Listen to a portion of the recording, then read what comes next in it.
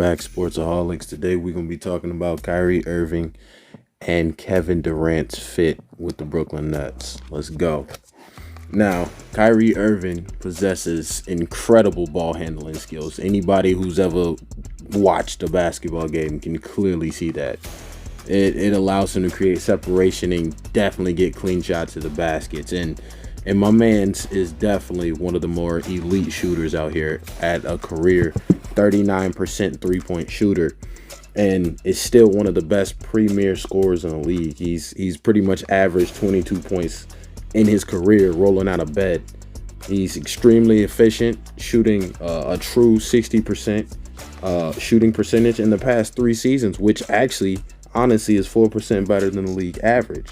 So, as you can clearly see, this man is elite on every single front of the ball. But at the same time, we're not here just to heap praise on this man.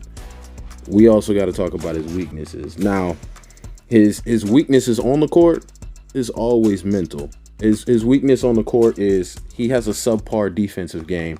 He doesn't really possess a lot of great defensive instincts. Now, the man is super athletic and can definitely pick it up on the ball once he's super concentrated. But at the same time, he's more focused on the offensive end of the ball.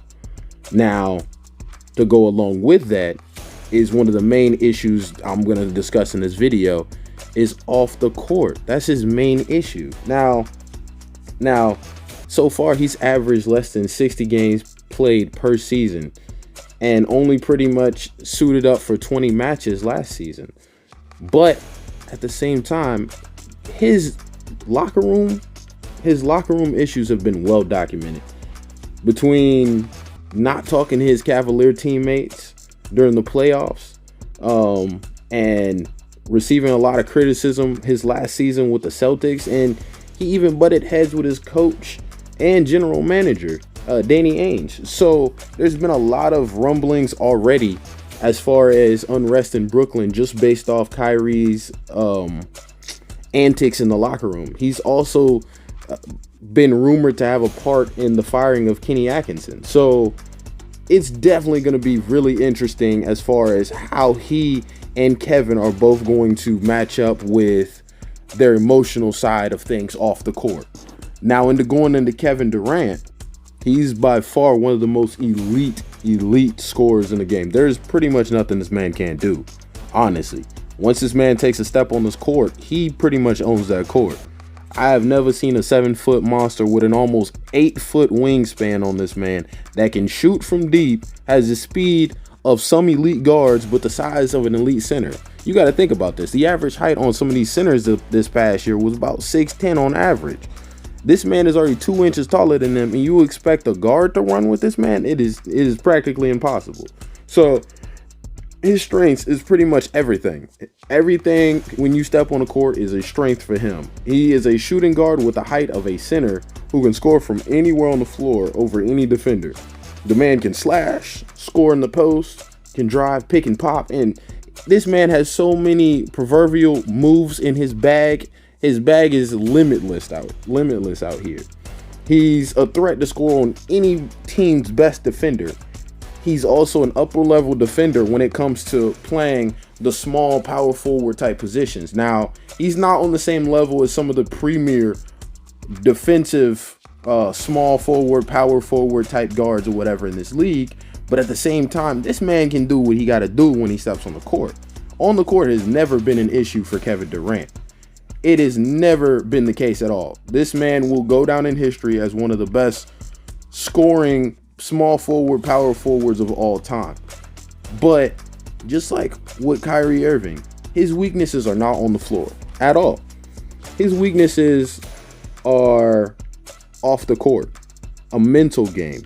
He's never displayed a true leadership role at all, on or off the court, and has been viewed as a bit of a disruptor behind closed doors. From his burner accounts on Twitter to his overwhelmingly negative portrayal by most major media outlets because of his oversensitivity to a lot of things going on. So yes, all his biggest weakness is himself at this point. So what do I think is going to happen with both of them playing together? I honestly think Kyrie Irving is essentially a mixture between both the point guards KD is already used to playing with. Now, he is the side of Russell Westbrook that is a ball dominant point guard that can create his own buckets, can facilitate an entire offense, can carry the entire offense on his back, but he also has the true shooting percentage like Steph to be able to work off ball and be able to shoot. Now, he isn't as gifted as Stephen Curry is as far as shooting, but like I said earlier, this man is no slouch when it comes to shooting the ball from deep.